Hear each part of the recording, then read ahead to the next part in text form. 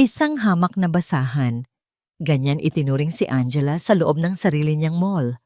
Matapos ang maraming taon ng pagtitiis sa isang malamig na mansyon, isang malakas na sampal ang nagpabagsak sa kanya sa sahig. Habang tumatawa ang malupit na manager, tanging luha ang naging sagot ng reynang nagkunwaring pulubi. Ngunit hanggang kailan siya mananatiling tahimik? Sino ang maniniwala sa isang babaeng mukhang basurero sa harap ng makapangyarihang asawa? Hindi para sa mga tulad mong hampas lupa ang lugar na ito, kaya umalis ka bago ko pa ipakaladkad ang marumi mong katawan palabas ng mall na ito. Ang boses na yon ni Elena ay tila isang matalim na balisong na humiwa sa hangin, sapat na upang mapatigil ang bawat mamimili sa loob ng marangyang flagship store ng Empire ni Marco. Sa isang iglap, isang malakas na tunog ng palad na tumama sa pisngi ang yumanig sa katahimikan ng buong palapag. Hindi yon nagmula sa anumang makina, kundi ang laman sa lamang nagtagpo ng may kasamang matinding puot. Napalingon ang ulo ni Angela sa lakas ng impact at bago pa niya namalayan, ang malamig at makinis na sahig na yari sa mamahaling marmol ang sumalubong sa kanyang katawan. Sa sandaling iyon, ang tanging naramdaman ni Angela ay ang mabilis na pagtibok ng kanyang puso na tila gustong kumawala sa kanyang dibdib at ang lasa ng sariling dugo na nagsimulang dumaloy mula sa pumutok niyang labi. Ang paningin niya ay bahagyang lumabo, hindi dahil sa sakit ng pagkakahulog, kundi dahil sa mga luhang pilit niyang ipinid sa loob ng kanyang mga mata. Sa kanyang kanang kamay, mahigpit pa rin niyang hawak ang isang simpleng clip sa buhok na yari sa plastik.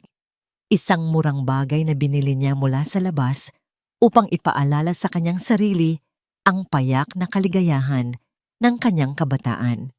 Ngunit sa paningin ni Elena, ang bagay na yon ay tila isang ebidensya ng isang krimen.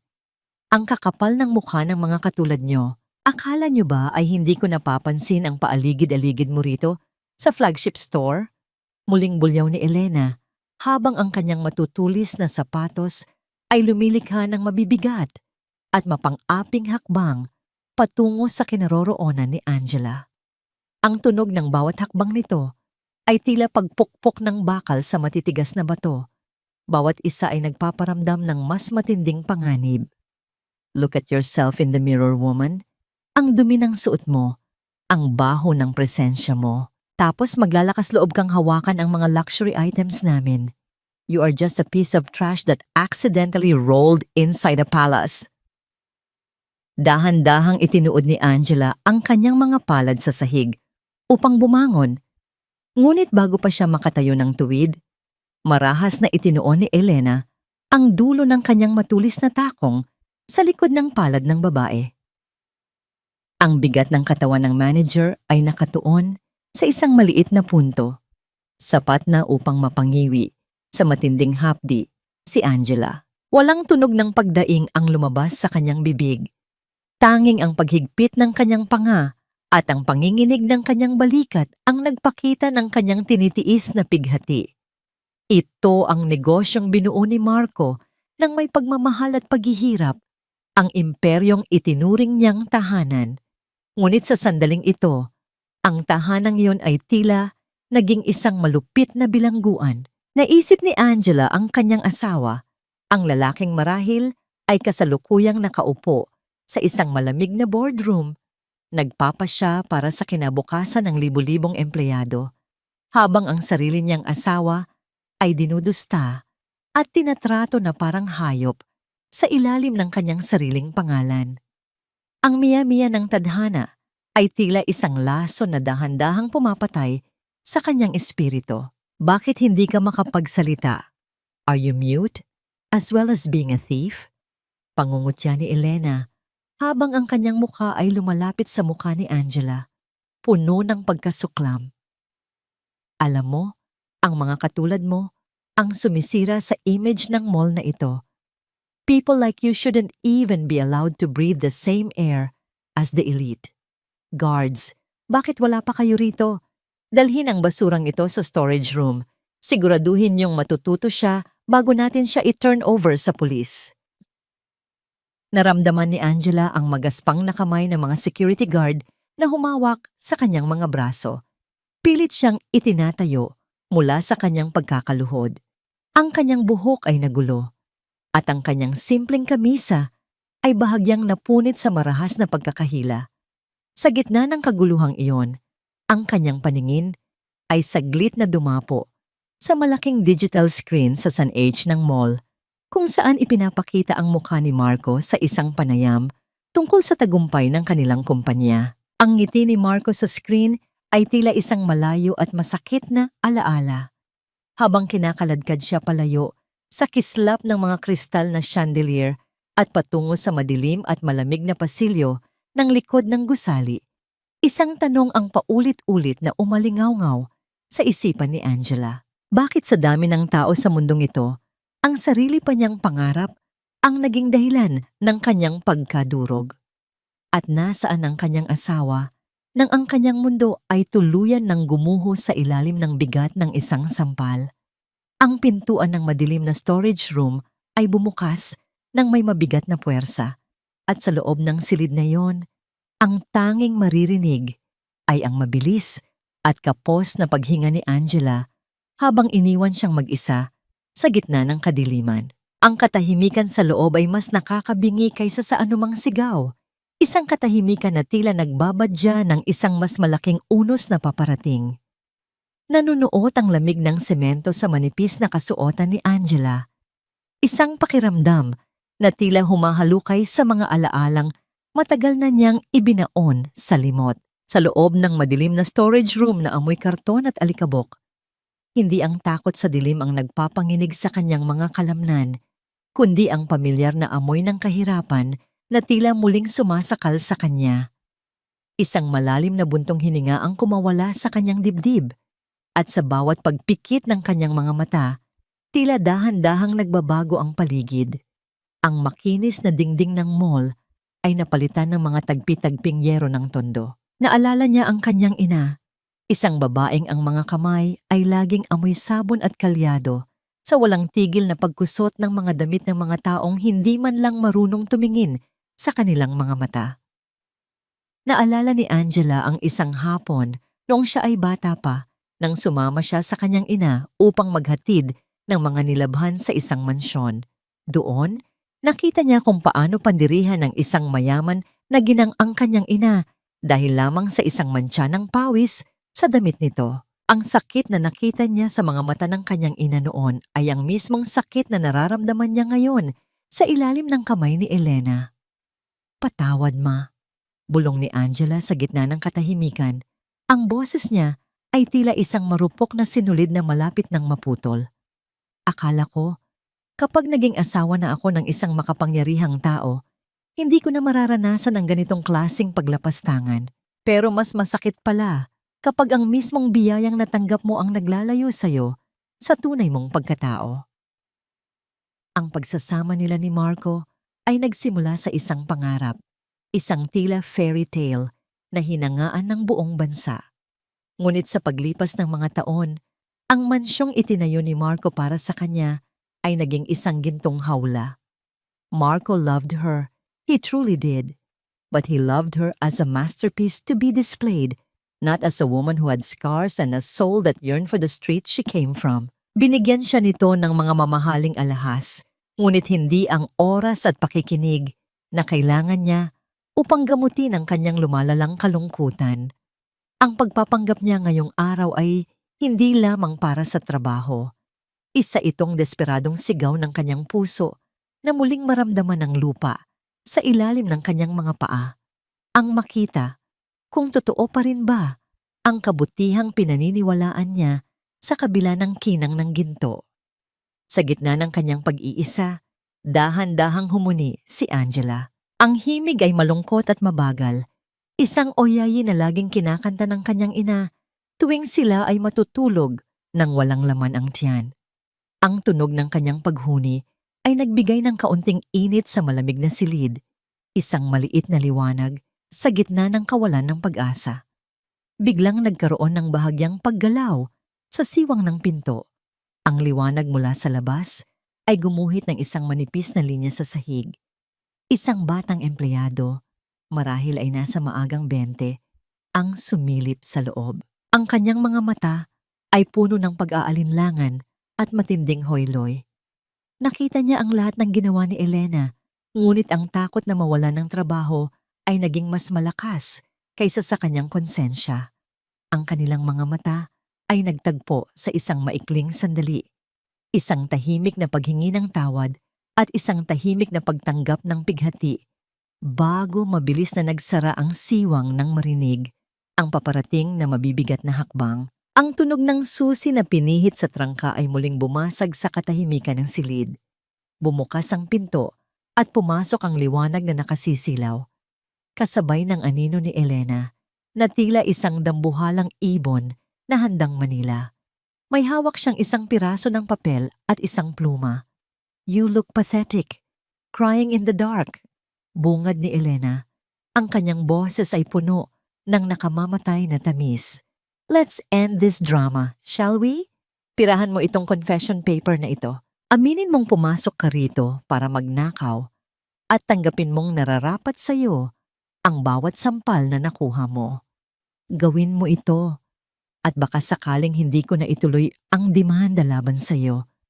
Pero kung matigas pa rin ang ulo mo, sisiguraduhin kong sa kulungan ka na lulubugin ang araw na ito." Tumingala si Angela.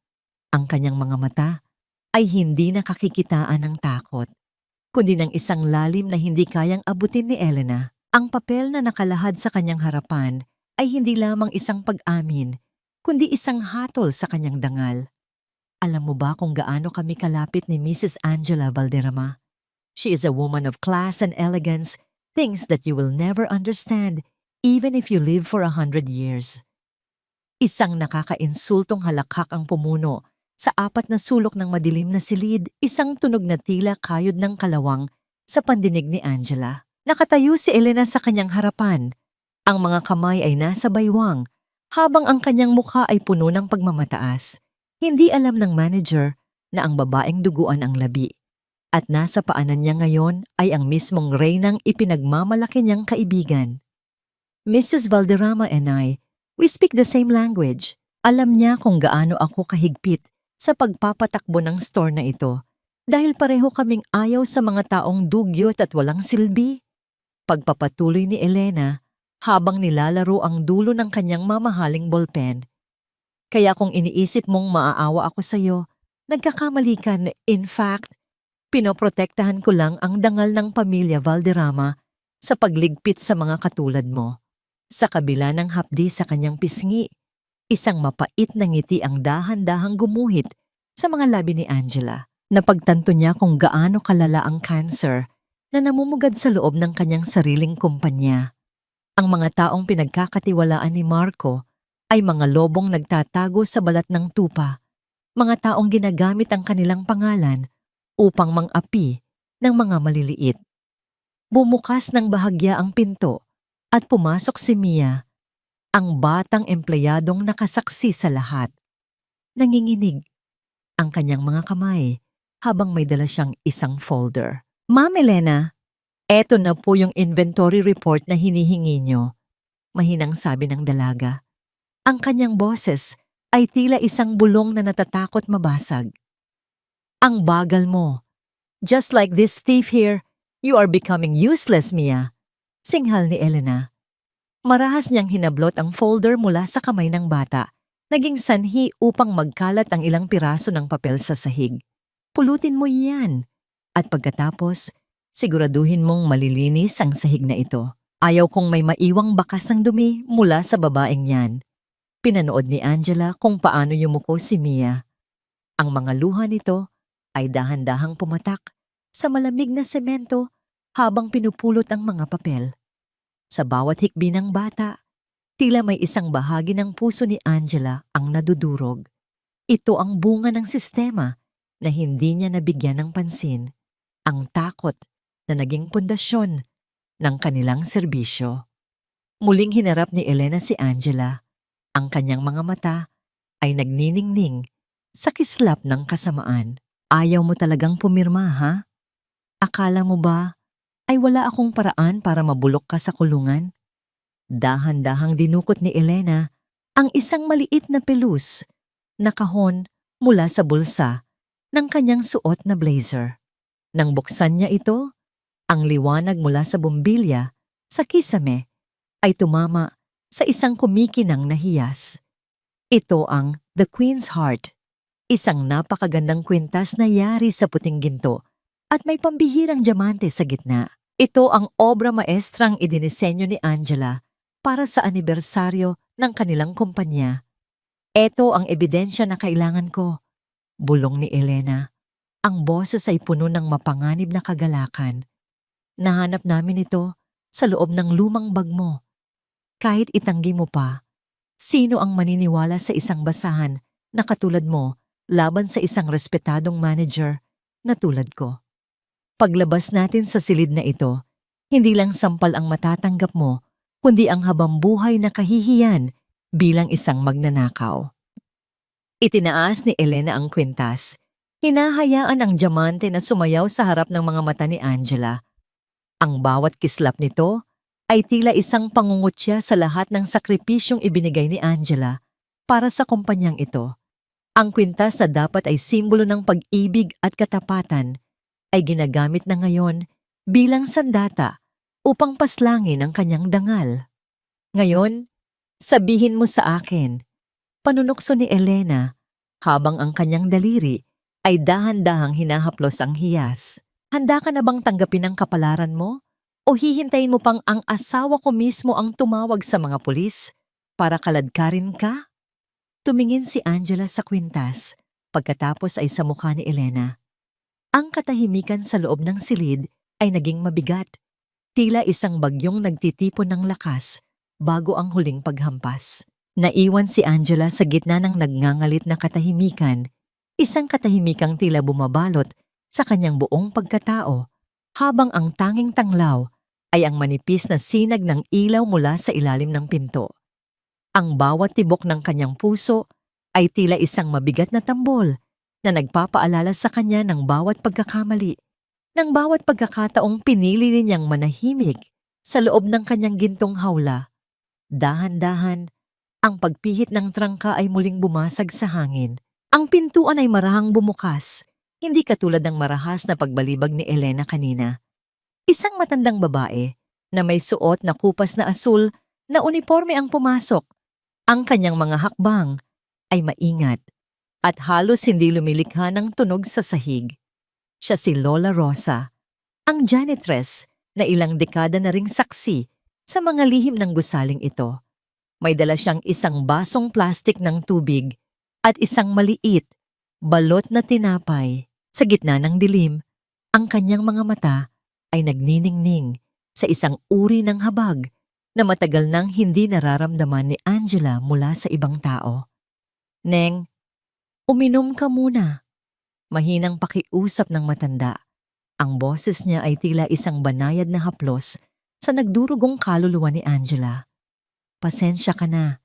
Ito lang ang nakayanan kong itago mula sa pantry.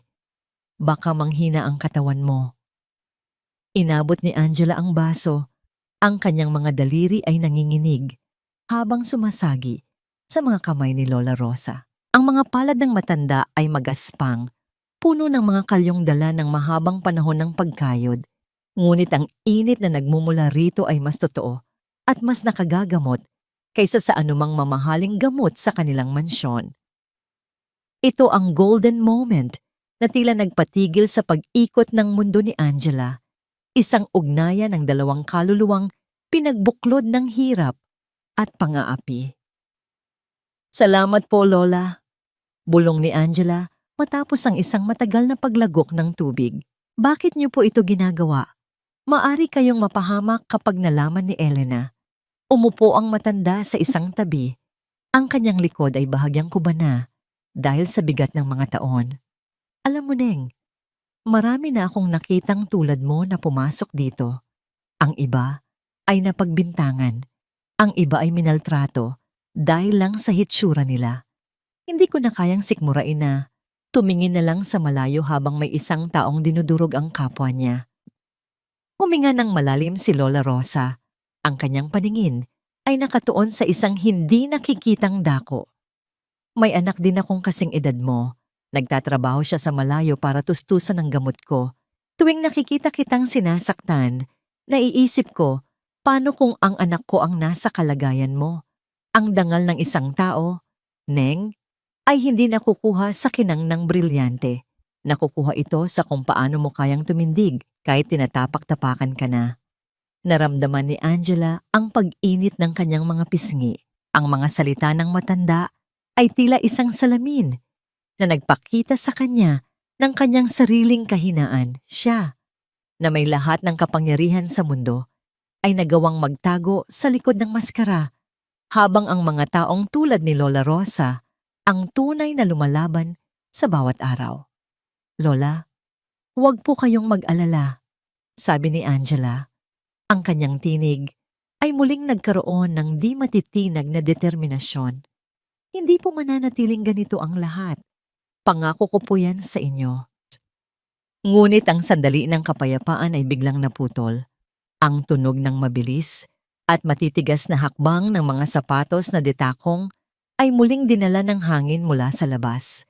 Ang pinto ay marahas na bumukas, tumama sa dingding ng walang pasintabi. At ang liwanag mula sa pasilyo ay tila isang malupit na pagsabog sa kanilang paningin. Nakatayo doon si Elena. Ang kanyang muka ay namumula sa galit habang nakatingin sa basong plastik na hawak pa rin ni Angela. I knew it. Sabi ko na nga ba at may traidor dito? Sigaw ni Elena. Ang kanyang daliri ay nakaturo nang may panginginig sa mukha ni Lola Rosa. Rosa, akala mo ba ay hindi ko malalaman ang ginagawa mong pakikipagsabwatan sa magnanakaw na ito? Ang lakas ng loob mong gamitin ang mga gamit ng kumpanya para sa isang kriminal. Ma'am Elena, kailangan lang po niya ng tubig.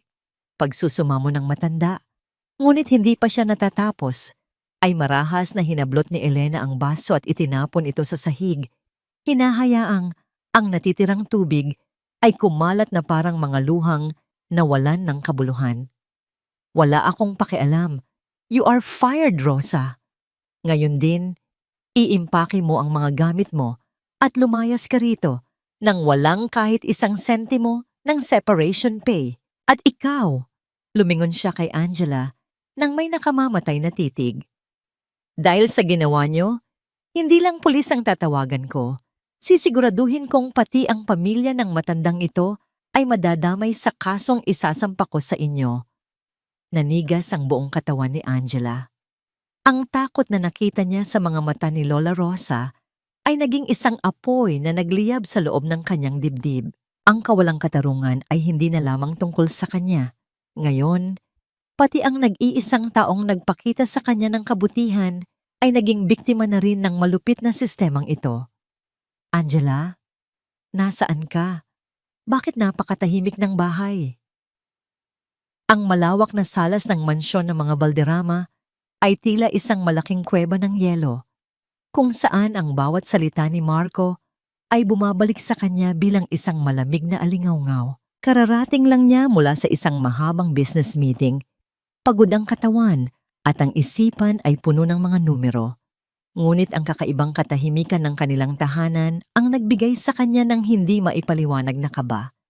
Walang masarap na amoy ng hapunan, walang malambot na tugtog ng piano, at higit sa lahat, walang Angela na sasalubong sa kanya nang may matamis na ngiti. Naglakad siya patungo sa kanilang silid. Ang bawat hakbang niya sa makinis na sahig ay tila mabigat na pasanin. Binuksan niya ang pinto at tanging ang liwanag ng buwan na tumatagos sa malalaking bintana ang bumati sa kanya. Malinis ang kama, tila hindi ito nagamit sa buong hapon. Lumapit si Marco sa vanity table ni Angela kung saan naroon ang mga mamahaling pabango at alahas na ibinigay niya. Dahan-dahan niyang hinawakan ng isang sutlang robe na naiwan sa upuan. Ang tela ay tila may bakas pa ng bango ng kanyang asawa. Sa sandaling iyon, ang golden moment ng pagsisisi ay dumaan sa kanyang isipan. Napagtanto ni Marco na sa loob ng maraming buwan, ang tanging alam niyang ibigay kay Angela ay mga material na bagay. Ibinili niya ito ng pinakamahal na mga gamit, ngunit hindi niya napansin na ang mga mata ng asawa ay dahan-dahang nawawalan ng kislap. Ang bawat tagumpay niya sa negosyo ay tila kapalit ng bawat sandaling dapat ay magkasama silang dalawa. Masyado ba kitang napabayaan, Angela? Bulong niya sa hangin. Ang kanyang boses ay nanginginig sa pag-aalala. Sinubukan niyang tawagan ang cellphone ni Angela ng paulit-ulit, ngunit ang tanging sumasagot sa kanya ay ang mekanikal na boses ng operator. Tinawagan niya ang mga security guards at ang driver, ngunit ang lahat ay nagbigay ng parehong sagot. Hindi raw nila nakitang lumabas ng mansyon ang ginanggamit ang alinman sa mga sasakyan ng pamilya. Isang nakakabinging kaba ang nagsimulang lumamon sa kanyang dibdib. Hindi na nakapaghintay si Marco. Kinuha niya ang susi ng kanyang sariling sasakyan at mabilis na lumabas. Habang nagmamaneho sa gitna ng gabi, ang kanyang isipan ay tila isang mabilis na pelikula ng mga alaala. Ang kanilang unang pagkikita sa isang payak na parke, ang pangako niyang hinding-hindi ito iiyak, at ang katotohanan sa loob ng kanyang imperyo. Tila nawawala ang babaeng pinakamahal niya. Dinala siya ng kanyang instinto patungo sa kanilang flagship store. Bilang may-ari, alam niyang may GPS tracker ang lahat ng official devices ng kumpanya na nakakabit sa mga key fob ng kanyang pamilya. Isang bagay na nakalimutan niyang ipaalam kay Angela para sa seguridad nito.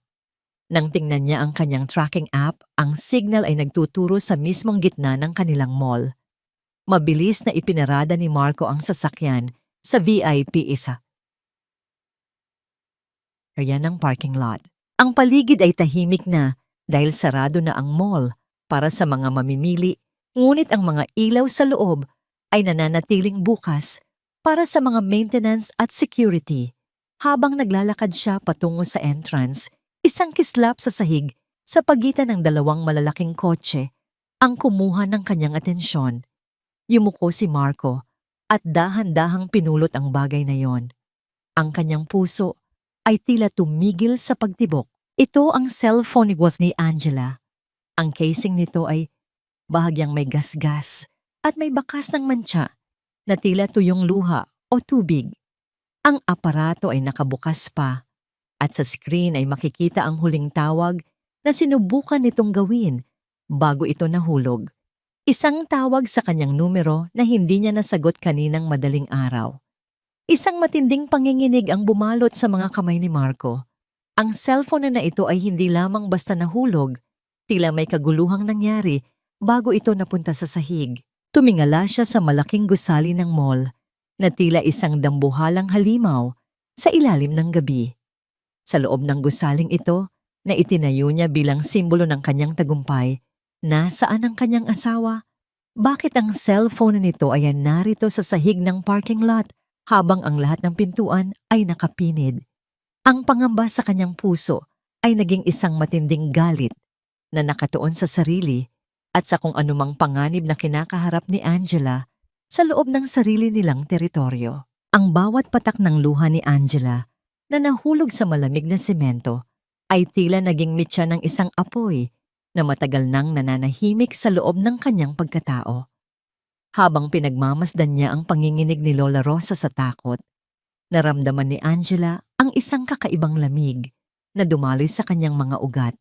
Hindi ang lamig ng takot, kundi ang lamig ng isang pasyang hindi na mababali pa. Ang panahon ng pagtitiis at pagtatago sa likod ng maskara ng isang mahinang babae ay kailangang magwakas sa gabing ito. Tumayo kayo, Lola Rosa. Mahinahong sabi ni Angela. Ang kanyang boses ay hindi na nanginginig. Mayroon itong awtoridad na tila hindi nababagay sa kanyang gusot na anyo. Huwag kayong yuyuko sa harap ng isang taong walang alam, kundi ang mang-apak ng dangal ng iba. Isang malakas na halakhak ang pinakawalan ni Elena. Ang kanyang mga mata ay naniningkit sa pagkasuklam. Wow, look at you! Akala mo ba ay nasa pelikula ka?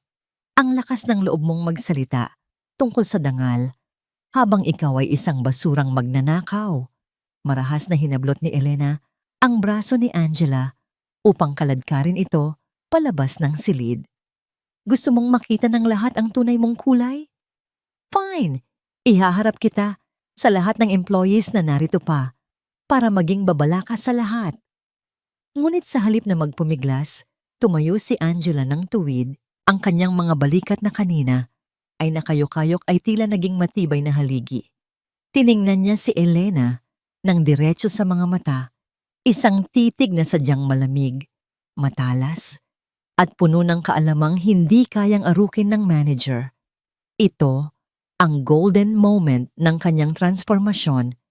Ang biktima ay dahan-dahang naglalaho at ang tunay na nagmamay-ari ng imperyong ito ay nagsisimulang lumitaw. Elena, bago mo ako ilabas sa silid na ito, may gusto akong itanong sa'yo. Simula ni Angela, ang bawat salita ay binibigkas niya ng malinaw at may bigat. Ang Queen's Heart Necklace na sinasabi mong ninakaw ko, alam mo ba ang eksaktong bigat ng diamante nito?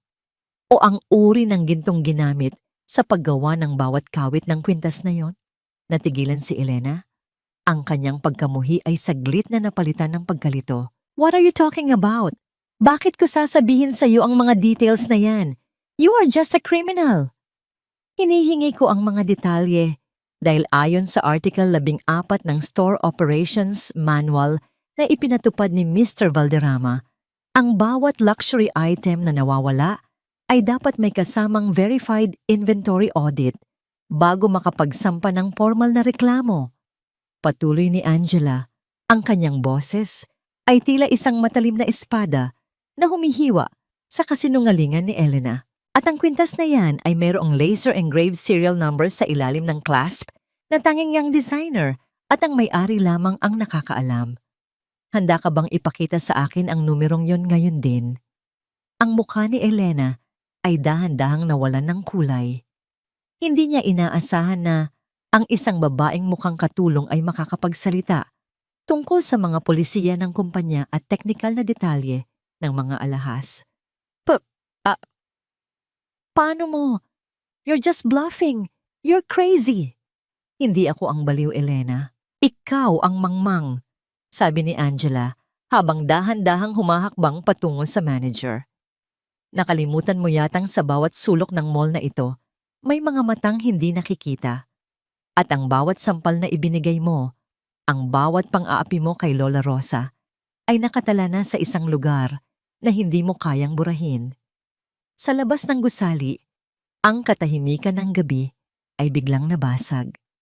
Ang malalim na ugong ng mga makina ng maraming sasakyan ay nagsimulang marinig mula sa di kalayuan. Ang tunog ng mga gulong na mabilis na huminto sa tapat ng main entrance ay tila isang babala ng paparating na unos. Ang mga anino ng malalaking SUV ay gumuhit sa mga salamin ng mall habang ang mga ilaw nito ay nagbibigay ng nakasisilaw na kislap sa madilim na kalsada. Naramdaman ni Angela ang panginginig ng mga kamay ni Elena na nakahawak sa kanyang braso. Alam ng manager na ang mga sasakyang iyon ay hindi pag-aari ng mga ordinaryong tao. Ang hangin sa loob ng storage room ay tila naging mas mabigat, puno ng tensyon at kaba. The king has arrived, Elena. Bulong ni Angela. Ang kanyang labi ay dahan-dahang bumuo ng isang nangiting puno ng pait at katarungan. At sa pagkakataong ito, wala nang maskara ang makakapagligtas sa iyo.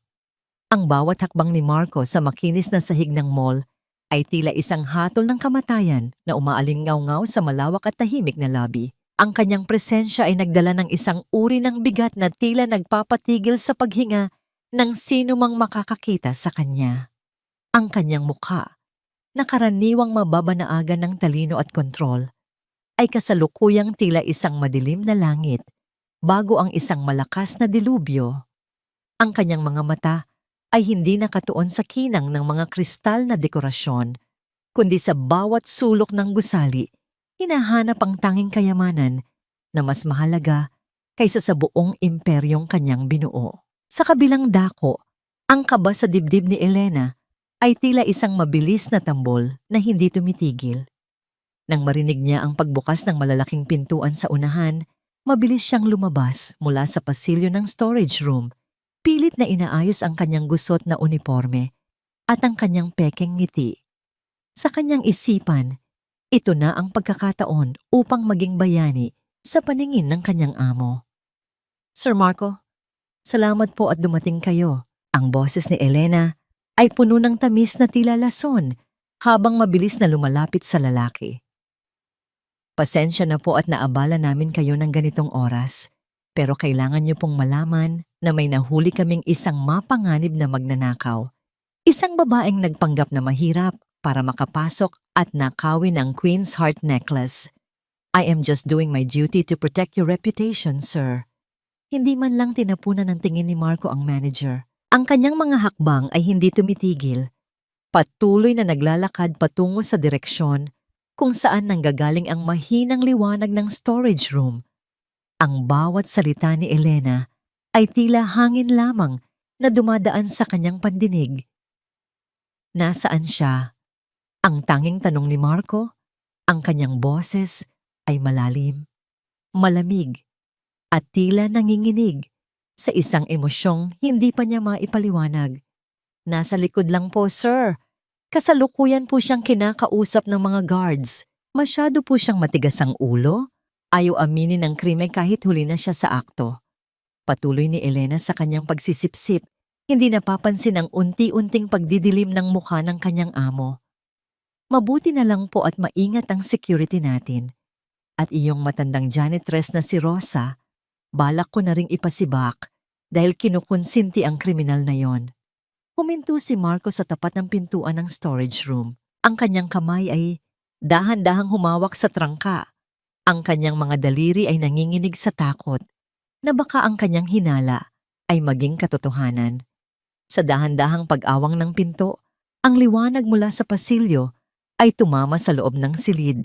Inilalantad ang isang anyong hinding-hindi malilimutan ni Marco habang buhay. Doon, sa gitna ng mga lumang karton at alikabok, nakatayo si Angela. Ang kanyang buhok na karaniwang maayos ay nakalaylay at gulo-gulo. Ang kanyang pisngi ay may bakas ng isang pulang marka, isang malinaw na ebidensya ng isang malakas na sampal. Ang kanyang simpleng damit ay may punit at dumi, at ang kanyang mga paa ay hubad sa malamig na semento.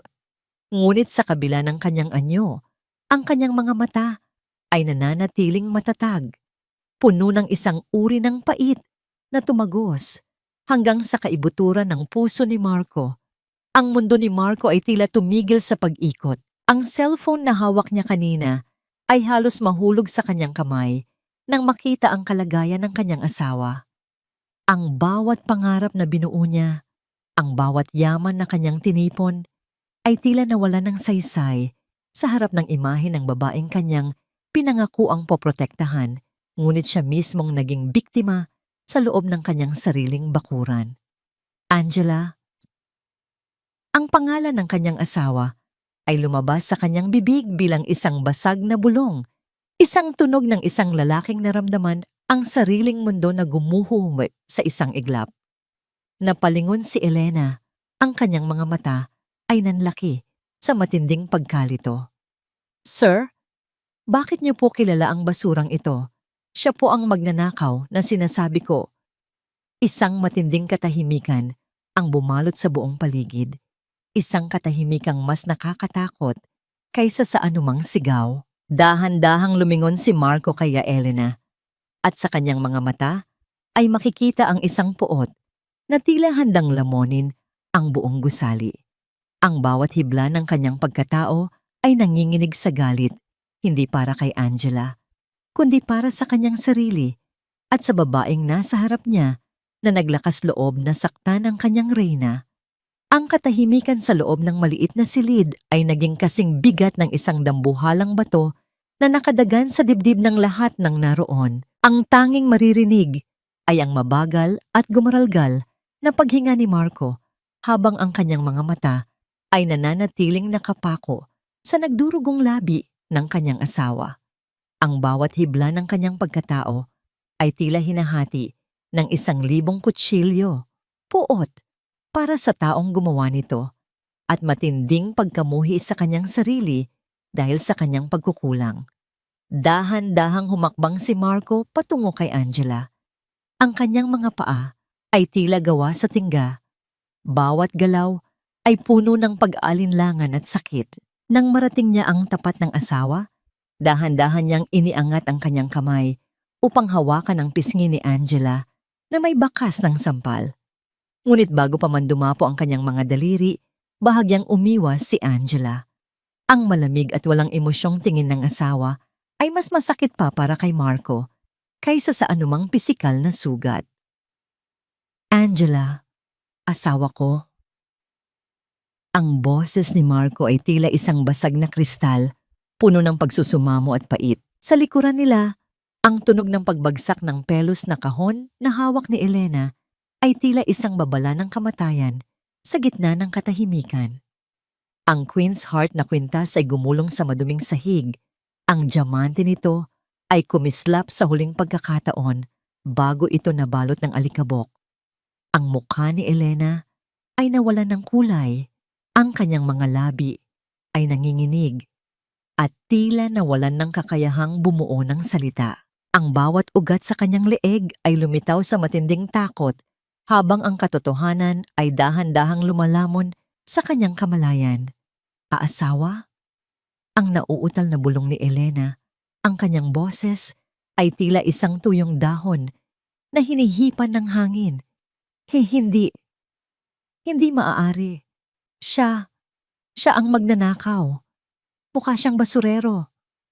Dahan-dahang lumingon si Marco kay Elena. Ang pag-ibig at pag-aalala sa kanyang mga mata kanina ay napalitan ng isang mapanganib na kislap ng puot. Ang kanyang panga ay mahigpit na nakatikom at ang kanyang mga kamao ay nakakuyom sa gilid ng kanyang katawan. Ang babaeng tinawag mong basura, simula ni Marco, ang kanyang boses ay mababa, ngunit puno ng awtoridad na tila yayanig sa buong gusali. Ay ang babaeng nagmamay-ari ng bawat hibla ng damit na suot mo, ng bawat sentimong kinikita mo, at ng bawat hiningang nilalanghap mo sa loob ng kumpanyang ito. She is Angela Valderrama, ang reyna ng imperyong ito na pinaglingkuran mo ng may kasamaan. Biglang nanghina ang mga tuhod ni Elena. Ang kanyang katawan ay dahan-dahang sumadsad sa sahig. Ang kanyang marangyang uniforme ay nadikitan ng alikabok na kanina lamang ay kinasusuklaman niya. Patawad po. Hindi ko po alam. Akala mo? Putol ni Marco. Ang kanyang boses ay tumaas ng bahagya, sapat na upang manginig ang mga guards sa labas ng pinto. Dahil ba sa hitsura niya ay naniwala kang may karapatan kang tapakan ang kanyang dangal? Dahil ba mukha siyang mahirap ay malaya mo siyang sasaktan at pagbibintangan? Hinarap muli ni Marco si Angela. Ang kanyang mga mata ay nagmamakaawa. Angela, please, let's go home. Gagamutin natin ang mga sugat mo. Ako na ang bahala rito. Sisiguraduhin kong pagbabayaran nila ang bawat luhang ibinuhos mo. Ngunit dahan-dahang inalis ni Angela ang kamay ni Marco na nakahawak sa kanyang braso. Tumayo siya ng tuwid, tila isang reynang nahanap ang kanyang korona sa gitna ng kadiliman. Tiningnan niya ang kanyang asawa ng diretso sa mga mata, ang titig na puno ng mga taon ng nakatagong pighati. Huli na ang lahat para sa gamot, Marco, mahinahong sabi ni Angela. Ngunit ang bawat salita ay tila isang hatol. Ang mga sugat sa balat ay hihilom, pero ang katotohanang nakita ko ngayong gabi ay hindi na mabubura ng anumang salita mo. Ang imperyong binuo mo ay hindi isang palasyo. Isa itong kulungan ng mga taong walang puso. Lumingon si Angela kay Lola Rosa na nakatayo sa isang sulok, nanginginig at hindi makapaniwala. Lumapit ang ginang sa matanda at hinawakan ang mga kamay nito nang may matinding pagmamahal. Huwag kayong matakot, Lola Rosa, bulong ni Angela. Saksi ang langit. Sa gabing ito, ang maskara ay tuluyan ng nahulog. At ang bawat taong nangapi sa inyo ay malalaman kung ano ang ibig sabihin ng tunay na katarungan. Sa labas ng storage room, Ang mga empleyadong nagtipon-tipon ay nananatiling tahimik. Ang kanilang mga mata ay puno ng bahabahaging takot at paghanga.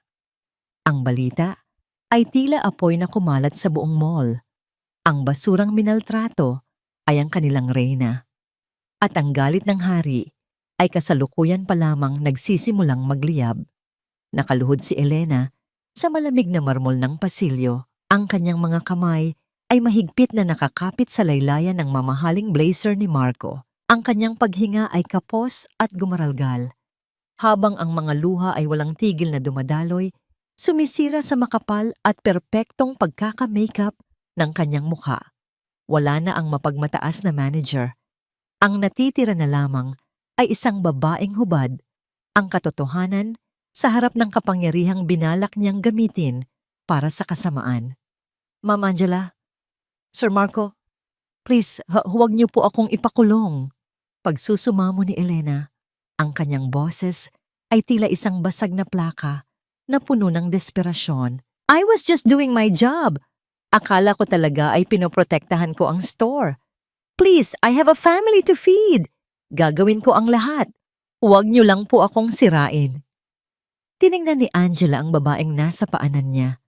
Walang bakas ng galit o pagnanais na makaganti sa kanyang mga mata, kundi isang malalim at nakakalunod na lungkot. Elena, hindi ang pamilya mo ang sumisira sa iyo ngayon. Ang sarili mong pagtingin sa mga tao ang nagdala sa iyo sa kinalalagyan mo. You used my husband's name to build a throne of fear, not a home of service. Dahan-dahang lumapit si Mia, ang batang empleyadong kanina pa nanginginig sa isang sulok. May hawak siyang isang asul na folder. Ang mga daliri niya ay maputla sa higpit ng pagkakahawak. Sir. Ang boses ni Mia ay tila isang marupok na sinulid. Hindi lang po ito ang unang pagkakataon. May mga records po ako rito. Mga inventory na binabago ni Ma'am Elena para ibulsa ang kita mula sa mga benta ng luxury items at ang mga pang-aabuso niya sa mga kagaya ni Lola Rosa. Lahat po yan ay itinala ko. Ang tunog ng pagbagsak ng folder sa sahig ay tila isang hatol na umalingaw-ngaw sa buong palapag. Ang mga papel na kumalat ay naglalaman ng mga ebidensyang matagal nang itinago ni Elena sa ilalim ng kanyang kapangyarihan. Nanigas si Elena. Ang kanyang mga mata ay nanlaki sa matinding gulat. Ang mist of distrust na binuo niya sa loob ng kumpanya ay tuluyan ng napawi ng katotohanan. Hinarap ni Marco ang kanyang mga tauhan. Ang kanyang mukha ay tila isang matigas na bato. Tawagan ang legal department. I want a full audit of this branch immediately. At si Elena, siguraduhin niyo na hindi siya makakatakas. Sandali, Marco. Pigil ni Angela. Ang kanyang tinig ay may awtoridad na nagpatahimik sa lahat. Lumapit siya kay Elena at yumuko ng bahagya upang pantayan ang tingin ng manager. Huwag niyo siyang ipakulong. Sa ngayon, nagkaroon ng bulungan sa paligid. Maging si Marco ay napatingin sa kanyang asawa nang may pagtataka. Angela, sininghalan ka niya, sinampal ka niya, at sinubukan niyang sirain ang pangalan mo. She deserves the harshest punishment. Ang kulungan ay madaling takasan ng mga taong may pera at koneksyon. Marco, sabi ni Angela, ang kanyang paningin ay nananatiling nakatitig sa nanginginig na si Elena. Ang tunay na parusa ay ang maramdaman niya ang bawat hapdi na ibinigay niya sa iba. Elena, mula sa araw na ito, tinatanggalan kita ng lisensya at posisyon. Ngunit, bibigyan kita ng pagkakataong bayaran ang utang na loob mo sa kumpanyang ito. Di isang golden moment ng katarungan ang namayani ng ibigay ni Angela ang huling pasya. Magtatrabaho ka bilang isang utility worker sa pinakamaliit at pinakamahirap na community center na pinatatakbo ng aming foundation sa Tondo. Doon, mararanasan mong maglinis ng sahig na hindi gawa sa marmol. Mararanasan mong tumingin sa mga mata ng mga taong tinawag mong basura habang pinaglilingkuran mo sila. Only then will you understand that dignity is not something you wear, it is something you earn. Humagulgol si Elena, hindi dahil sa galit, kundi dahil sa matinding hiya na tila sumusunog sa kanyang balat. Ang kanyang marangyang uniforme ay tila naging isang mabigat na pasanin. Sa utos ni Marco, marahang inakay ng mga security guard si Elena palabas, hindi bilang isang kriminal na nakaposas, kundi bilang isang babaeng bagsak ang dangal. Naiwan ang mag-asawa sa gitna ng malawak na mall. Lumapit si Marco kay Angela. Ang kanyang mga mata ay puno ng pagsusumamo. Angela, please, can we talk now? I'm so sorry for everything. Tumingin si Angela sa paligid, sa mga empleyadong nakayuko, kay Lola Rosa na kasalukuyang inaalalayan ni Mia at sa kanyang asawang tila isang hari na nawalan ng kanyang reyna. Gusto kong umuwi, Marco, pero hindi sa mansyon. Gusto kong pumunta sa lugar kung saan hindi ko kailangang magsuot ng maskara.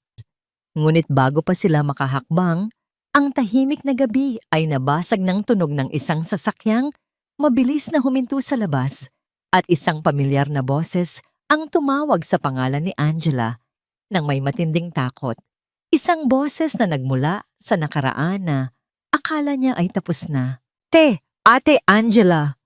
Ang tinig na yon ay tila isang malakas na hagupit ng hangin na nagpabaling sa atensyon ng lahat patungo sa main entrance ng mall. Isang lalaki ang patakbong pumasok. Ang kanyang mga damit ay may bahid ng grasa at pawis.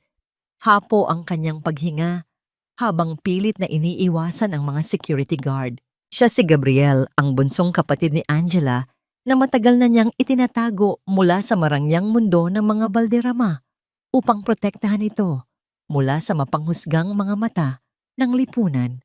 Nang makita ni Gabriel ang anyo ng kanyang kapatid, ang gulugulong buhok, ang namamagang pisngi, at ang dumi sa suot nito, isang hikbi ng galit at pait ang kumawala sa kanyang dibdib. Anong ginawa nila sa iyo, ate? Sabi ko na nga ba, hindi ka dapat nanatili sa lugar na ito. Sabi nila, ligtas ka rito dahil asawa ka ng pinakamayamang tao. Pero bakit mukha kang basahang itinapon sa gilid ng kalsada? Nanigas si Marco sa kanyang kinatatayuan. Ang bawat salita ni Gabriel ay tila mga pako na ibinabaon sa kanyang konsensya. Hinarap niya ang bayaw, ngunit wala siyang mahanap na salitang maipantatapat sa katotohanan. Dahan-dahang lumapit si Angela kay Gabriel, niyakap ang kapatid ng mahigpit, at sa balikat nito ay doon lamang siya nagpakawala ng mga luhang kanina pa niya pinipigil. I'm taking her home, Marco, matigas na sabi ni Gabriel habang masama ang tingin sa bilyonaryo. Hindi sa bahay mong parang museum, kundi sa tondo, kung saan kahit mahirap kami, walang nananakit sa kanya. No, Gabriel, please. Pagsusumamo ni Marco, ang kanyang boses ay nanginginig. Hayaan mo akong ayusin ito. Angela, please. Give me one night. One night to show you that I am still the man you loved before all this gold blinded me. Tumingin si Angela kay Marco at sa gitna ng kanyang pagod, nakita niya ang isang bahagi ng lalaking pinakasalan niya. Ang lalaking walang takot na lumaban para sa kanya noong wala pa silang anuman. Marahang tumango si Angela kay Gabriel upang payapain ito bago lumingon kay Marco. Hindi sila bumalik sa mansyon. Dinala sila ni Marco sa isang maliit at tahimik na rest house sa tabi ng dagat, malayo sa ingay ng lungsod at sa mapang-aping kinang ng kanilang imperyo. Doon, ang tanging maririnig ay ang banayad na paghampas ng mga alon sa pampang at ang malungkot na huni ng mga kuliglig sa paligid. Sa loob ng silid, ang liwanag mula sa isang maliit na lampara ay nagbibigay ng mainit na kulay sa paligid. Naupo si Angela sa gilid ng kama. Ang kanyang mga mata ay nakatuon sa malawak na dagat sa labas ng bintana. Pumasok si Marco na may dalang isang palanggana ng maligamgam na tubig at isang malinis na tuwalya. Walang imik na lumuhod ang makapangyarihang bilyonaryo sa paanan ng kanyang asawa. Dahan-dahang hinawakan ni Marco ang mga paa ni Angela. Ang makinis na balat nito ay may mga gasgas at dumi mula sa pagkakakaladkad sa kanya kanina. Sa bawat dampi ng basang tuwalya sa balat ni Angela, tila may isang bahagi ng pader sa pagitan nila ang dahan-dahang nagigiba. Ito ang golden moment ng kanilang muling pagkikita. Ang paghuhugas ni Marco sa mga paa ng kanyang asawa ay isang simbolo ng kanyang pagsusuko, ng kanyang paghingi ng tawad na hindi kayang bayaran ng salapi. "I forgot, Angela," bulong ni Marco habang ang kanyang mga kamay ay dahan-dahang hinahaplos ang mga paa ng asawa. "Nakalimutan ko na ang reynang pinakasalan ko ay ang babaeng hindi natatakot sa putik. I built those walls to protect you, but I ended up imprisoning you. Ang bawat sampal na natanggap mo ngayong gabi ay sampal din sa akin dahil hinayaan kong maging ganoon kalupit ang mundong binuo ko para sa'yo." Hindi nakapagsalita si Angela, ngunit naramdaman ni Marco ang pagpatak ng mainit na luha sa kanyang balikat. Hinawakan ni Angela ang mga kamay ni Marco. Pinatitigil ito sa kanyang ginagawa. "Ang ginto, Marco. Hindi iyon ang nagpapasaya sa akin. Ang kailangan ko ay ang lalaking marunong makinig sa tibok ng puso ko. Hindi ang lalaking tanging tagumpay lamang ang nakikita." Dahan-dahang tumayo si Marco at naupo sa tabi ni Angela. Marahang iniyuko ni Angela ang kanyang ulo sa balikat ng asawa, ninanamnamang pamilyar na init at bango na matagal na niyang kinulilaan. Sa sandaling iyon, ang katahimikan ay hindi na mabigat. Isa na itong yakap ng paghihilom. Ang kanilang mga daliri ay dahan-dahang naglayag at naglakip. Isang tahimik na pangako na sa kabila ng pagkabasag, may pag-asa pa ring mabuo ang kanilang nasirang tahanan. Ngunit sa gitna ng kanilang paglalapit, isang mapait na alaala ang biglang pumasok sa isipan ni Angela. Isang lihim na hindi pa niya nasasabi kay Marco tungkol sa dahilan kung bakit siya talaga nagtungo sa store na yon ng mag-isa. Isang lihim na maaaring magpabago muli sa lahat. "Marco?" Mahinang simula ni Angela. Ang kanyang boses ay tila isang babala. "Hindi lang ako pumunta roon para mag-audit. May natanggap akong mensahe tungkol sa nakaraan mo bago tayo ikasal." Ang bawat salita ni Angela ay tila mga butil ng yelo na dahan-dahang dumarapo sa balat ni Marco, nagpapalamig sa mainit na sandali ng kanilang muling pagkakalapit. Ang katahimikan sa loob ng rest house ay muling naging mabigat, hindi dahil sa galit, kundi dahil sa bigat ng katotohanang matagal nang nakakubli. Ang tunay na dahilan ng pagpunta ni Angela sa flagship store ng gabing iyon ay hindi lamang upang mag-audit, kundi dahil sa isang sugat sa kanyang tiwala na nagsimulang mabulok bago pa man ang sampal ni Elena. "Anong mensahe, Angela?" tanong ni Marco. Ang kanyang boses ay tila isang marupok na sinulid. Ang kanyang mga kamay, na kanina lamang ay mapagmahal na humahaplos sa mga paa ng asawa, ay dahan-dahang nanghina at napako sa sahig. "Isang litrato, Marco." Simula ni Angela, ang kanyang paningin ay nananatiling nakatitig sa dilim ng dagat sa labas. "Isang litrato mo sa isang sementeryo, kasama ang isang babae at isang bata. Ang sabi sa mensahe, sila ang tunay mong pamilya na itinatago mo sa isang maliit na bayan sa Laguna. Sabi nila, ang lahat ng yaman at oras na ibinibigay mo sa akin ay pambayad sala lamang para sa iyong pagkukulang sa kanila." Dahan-dahang humarap si Angela kay Marco. Ang kanyang mga mata ay nagniningning sa ilalim ng liwanag ng lampara. "Noong gabing iyon, matapos kong matanggap ang litrato, tiningnan kita habang natutulog ka. Mukha kang napakapayapa, ngunit pakiramdam ko ay isang estranghero ang katabi ko. Kaya naisipan kong magpanggap. Gusto kong makita kung anong klaseng mundo ang binuo mo para sa akin at kung may puwang pa ba ang isang katulad ko sa katotohanan ng buhay mo." Isang malalim at gumaralgal na hininga ang pinakawalan ni Marco. Ang kanyang mga balikat ay dahan-dahang bumagsak. Tila ang bigat ng buong mundo ay nakadagan sa kanya. "Angela, hindi ko alam na may nakakita sa akin doon. Pero mali ang iniisip mo. Ang babaeng yun. Siya ang byuda ni Roberto, ang dati kong business partner na namatay sa isang aksidente 10 taon na ang nakalilipas. Iniligtas niya ang buhay ko sa isang sunog sa pabrika. At ang huli niyang hiling ay ang pangalagaan ko ang kanyang mag-ina. Lumapit si Marco at hinawakan ang mga kamay ni Angela nang may matinding pagsusumamo. Itinago ko sila dahil may mga kaaway ako sa negosyo na maaari-aring gamitin sila laban sa akin. Suportado ko sila dahil sa utang na loob, hindi dahil sa pag-ibig. Ang tanging pamilya ko, ang tanging buhay ko, ay ikaw lang, Angela. Patawad kung ang pagiging lihim ko ay naging dahilan ng pagdududa mo. Ang golden moment ng pagpapatawad ay dahan-dahang namulaklak sa pagitan nila. Nakita ni Angela ang katapatan sa mga mata ni Marco. Isang katapatang hindi kayang pekein ng anumang ginto. Ang pag-aalinlangan na nagtulak sa kanya sa panganib kanina ay dahan-dahang naglaho, napalitan ng isang bagong uri ng tatag. Naniniwala ako sa iyo, Marco, bulong ni Angela. Pero hindi sapat na maniwala lang tayo sa isa't isa. Kailangan nating baguhin ang lahat. Simulan natin sa kumpanya. Hindi ko hahayaang may isa pang Elena na mamuno sa ilalim ng pangalan natin.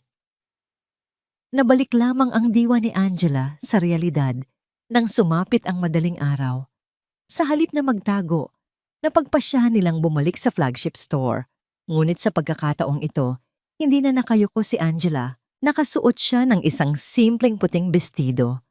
Ang kanyang buhok ay maayos na nakapusod at sa kanyang tabi ay ang kanyang asawa na handang sumunod sa bawat hakbang niya. Pagpasok nila sa mall, ang mga empleyado ay tila mga estatwang hindi makagalaw sa takot at paghanga. Tinawag ni Angela ang lahat ng kawani sa gitna ng doon, sa harap ng lahat, ipinakilala niya si Lola Rosa na kasalukuyang nakasuot na ng bago at malinis na uniforme. Mula sa araw na ito, ang boses ni Angela ay umalingaw-ngaw sa buong gusali, puno ng kapangyarihan at pagmamahal. Itatalaga ko si Lola Rosa bilang ating bagong internal auditor for employee welfare. Siya ang magsisilbing mata at tenga ko rito. Walang sino mang empleyado ang aapihin at walang sino mang mamimili ang hahamakin dahil lamang sa kanilang hitsura. Ang The Queen's Heart Necklace ay hindi na ibebenta. Itatago natin ito sa isang glass case rito sa San-Eng bilang paalala na ang tunay na halaga ng isang tao ay hindi makikita sa kislap ng hiyas, kundi sa tibok ng kanyang puso para sa kapwa. Isang malakas na palakpakan ang nagsimulang marinig mula sa mga empleyado, isang tunog ng pag-asa na matagal nang nawala sa loob ng kumpanya. Nakita ni Angela ang pagluha ni Mia at ang matamis na ngiti ni Lola Rosa. Sa sandaling iyon, naramdaman ni Angela ang tunay na puso ng serbisyo.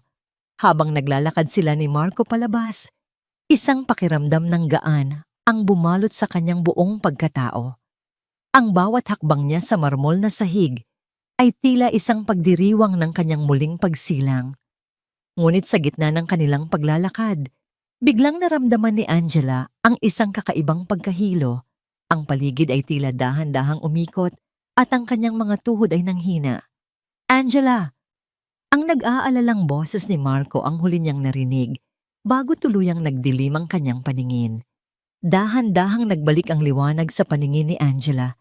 Tila isang manipis na belo na unti-unting hinahawi mula sa kanyang mga mata. Ang unang sumalubong sa kanya ay ang amoy ng malinis na linen at ang banayad na samyo ng lavender na nagmumula sa isang diffuser sa tabi ng kama. Hindi na ito ang malamig at madilim na storage room. Narito siya sa loob ng kanilang silid sa mansyon. Ngunit sa pagkakataong ito, ang silid ay hindi na tila isang malawak at malamig na disyerto. Naramdaman niya ang isang mainit at bahagyang nanginginig na kamay na mahigpit na nakahawak sa kanyang mga daliri. Nang ibaling niya ang kanyang tingin, nakita niya si Marco na nakaupo sa tabi ng kama. Ang kanyang mga mata ay mapula at may malalim na anino ng pagod. Ngunit ang kislap ng kagalakan at labis na pag-aalala ay hindi maikakaila. Angela, salamat sa Diyos. Gising ka na, bulong ni Marco. Ang kanyang boses ay tila isang marupok na himig na puno ng pasasalamat. Dahan-dahan niyang inilapit ang likod ng kamay ni Angela sa kanyang mga labi. Hinahalikan ito ng matagal at puno ng pagsamba. Marco, anong nangyari? Bakit ako nahilo? Mahinang tanong ni Angela. Ang kanyang boses ay tila isang bulong ng hangin. Isang matamis at basag na ngiti ang gumuhit sa mga labi ni Marco. The doctor just left. Sabi niya, masyado kang napagod at na-stress nitong mga nakaraang araw. Pero may isa pa siyang sinabi. Tumigil si Marco. Ang kanyang lalamunan ay tila nagbara sa matinding emosyon. Magiging daddy na ako, Angela. Biniyayaan tayo ng bagong simula sa gitna ng lahat ng pait na pinagdaanan natin. Ang mga salitang iyon ay tila isang banayad na kanta na nagpatigil sa pag-ikot ng mundo ni Angela. Dahan-dahang dinala ni Angela ang kanyang kamay sa kanyang tiyan. Hinahaplos ang patag na bahagi nito na tila ba sinusubukang damhin ang munting buhay na nagsisimulang mamukadkad sa loob. Isang mainit na likido ang muling gumuhit sa kanyang mga pisngi. Ngunit sa pagkakataong ito, hindi ito ang luha ng pighati o kahihiyan. Ito ang golden moment ng isang wagas na kagalakan. Ang pakiramdam na sa kabila ng lahat ng dumi at hirap na naranasan niya sa labas, may isang malinis at banal na buhay na piniling manahan sa kanyang sinapupunan. Isang sanggol. Bulong ni Angela. Ang kanyang tinig ay nanginginig sa kagalakan. Isang bagong buhay na hindi makakaranas ng takot, Marco. Isang anak na ituturing nating simbolo ng ating pagbabago. Dahan-dahang sumampa si Marco sa kama at marahang niyakap ang asawa. Inilalapit ang kanyang ulo sa dibdib ni Angela upang pakinggan ang mabilis na pintig ng puso nito. Sa sandaling iyon, ang marangyang mansyon na dati ay tila isang gintong hawla ay dahan-dahang nagkaroon ng kulay at init. Ang bawat sulok na dati ay puno ng katahimikan ay tila na puno ng mga pangarap para sa hinaharap. Pangako, Angela, sabi ni Marco. Ang kanyang boses ay tila isang sumpa sa harap ng langit. Hinding-hindi na kita hahayaang lumakad ng mag-isa sa dilim. Ang anak natin. Lalaki siya sa isang mundong marunong rumespeto sa bawat tao. Ano man ang suot nila. I will spend the rest of my life making sure you and our baby are safe and loved. Hindi na kita bibigyan ng mga hiyas na walang buhay. Ibibigay ko sa iyo ang bawat sandali ng aking pagkatao. Lumipas ang mga linggo at ang flagship store ay naging sentro ng usap-usapan sa buong bansa. Hindi dahil sa iskandalo, kundi dahil sa radikal na pagbabagong ipinatupad ni Angela. Ang The Queen's Heart Necklace ay nakalagay na sa gitna ng sanhe sa loob ng isang matibay na salamin. Ngunit sa ilalim nito, may isang bagong plaka na nakasulat. Ang tunay na hiyas ay ang dangal na hindi kayang bilhin ng sampili ng salapi. Nakita ni Angela mula sa kanyang opisina kung paano binabati ni Lola Rosa ang bawat mamimili ng may malapad na ngiti at kung paano ang mga dating mapagmataas na empleyado ay natuto ng yumuko at tumulong ng may tapat na puso. Si Elena naman ay kasalukuyang nagluluto sa isang soup kitchen sa Tondo. Ang kanyang mga kamay, na dati ay puro mamahaling alahas, ay mayroon na ngayong mga kalyo mula sa paghahain ng pagkain para sa mga nagugutom. Isang karma na hindi naging malupit, kundi isang pagkakataon para sa muling pagsilang ng kaluluwa. Isang hapon, habang nakatayo ang mag-asawa sa balkonahe ng kanilang bahay at pinagmamasdan ang paglubog ng araw, naramdaman ni Angela ang pagyakap ni Marco mula sa kanyang likuran. Ang bawat haplos ng hangin ay tila isang bulong ng kapayapaan. Masaya ka ba, Angela? Tanong ni Marco. Ang kanyang labi ay dahan-dahang dumarapo sa balat ng leeg ng asawa. Huminga ng malalim si Angela, Ninanamnam ang amoy ng dagat at ang init ng yakap ng asawa. Ngayon lamang ako naging ganito kasaya, Marco. Dahil ngayon, hindi na ako ang asawa ng isang bilyonaryo na nagtatago sa likod ng maskara. Ako na si Angela. Isang ina, isang asawa, at isang babaeng nahanap ang kanyang tunay na halaga sa gitna ng isang sampal na naging biyaya. Ang huling sinag ng araw ay dahan-dahang naglaho, ngunit ang liwanag sa loob ng kanilang mga puso ay nanatiling nagniningning. Ang biyahe nila patungo sa paghilom ay hindi pa tapos, ngunit alam nilang sa bawat hakbang, hindi na sila muling magkakawalay. Lumipas ang 3 taon na tila isang banayad na agos ng ilog. Dahan-dahang tinatangay ang mga alaala ng pait at pinapalitan ang mga ito ng mga sandaling puno ng kahulugan. Ang flagship store ng mga Valderrama ay hindi na lamang isang gusaling yari sa salamin at bakal. Naging simbolo na ito ng isang bagong kultura sa pagnenegosyo sa Pilipinas, kung saan ang bawat tao, mayaman man o mahirap, ay tinatanggap ng may pantay na paggalang. Sa isang maliit na community center sa Tondo, na ngayon ay pinatatakbo na ng Valderrama Foundation, isang pamilyar na anyo ang abalang nagtuturo sa isang grupo ng mga kababaihan kung paano gumawa ng mga handicrafts. Si Elena na ito, ang kanyang buhok ay hindi na kasing tigas ng dati sa dami ng spray at ang kanyang mukha ay wala ng makapal na kolorete. Bagaman may mga linya na ng pagod sa kanyang mga mata, mayroon din itong kakaibang kislap ng kapayapaan na hindi kailanman nakita noong siya ay manager pa. Nabalik lamang ang diwa ni Elena nang marinig niya ang tunog ng isang sasakyang huminto sa labas. Pumasok si Angela, dala ang kanyang 3 taong gulang na anak na si Maria Rosa. Ang bata ay tumatakbo ng may kagalakan. Ang bawat hakbang nito sa sahig ay tila isang masayang himig na nagbibigay buhay sa paligid. Ate Elena, kumusta po ang klase? Bati ni Angela, ang kanyang boses ay puno ng katapatan at pagmamahal. Dahan-dahang tumayo si Elena at lumapit sa kinaroroonan ni Angela. Noong una, ang paghingi niya ng tawad ay dala lamang ng takot. Ngunit sa loob ng 3 taon ng paglilingkod sa mga mahihirap, natutunan niya ang tunay na kahulugan ng pagsisisi. Mabuti naman, Angela. Salamat sa pagbisita. Ang liit na ni Maria, lalong nagiging kamukha mo. Hinawakan ni Elena ang kamay ni Angela. Isang golden moment ng tunay na rekonsilyasyon. Angela, gusto ko lang ulit magpasalamat.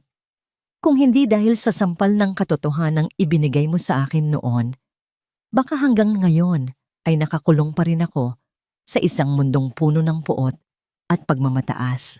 Salamat sa pagpapatawad sa akin. Ngumiti si Angela, isang ngiting nagmumula sa kaibuturan ng kanyang pusong ganap nang naghilom. Ang patawad, Elena, ay hindi lamang para sa taong nagkasala. Ibinigay ko iyon para na rin sa sarili ko upang tuluyan na akong makalaya sa nakaraan. We both found our way home. Sa labas, dumating si Marco upang sunduin ang kanyang mag-ina. Binuhat niya si Maria Rosa at hinalikan ang kanyang asawa sa noo. Wala na ang malamig na bilyonaryong tanging pera lamang ang alam na wika. Ngayon, ang bawat tingin ni Marco kay Angela ay isang deklarasyon ng wagas na pag-ibig at pagsisikap na maging mas mabuting tao.